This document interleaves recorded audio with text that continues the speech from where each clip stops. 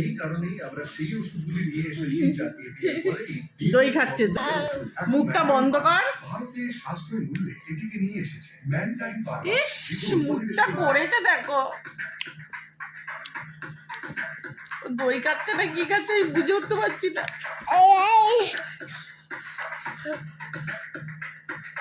টক লাগছে না? চোখ ভালো চামচ না।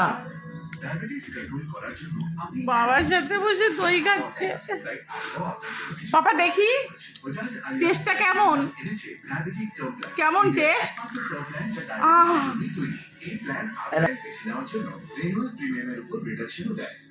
কি করবে, খাবে কি খাবে না বুঝতে পারছে না।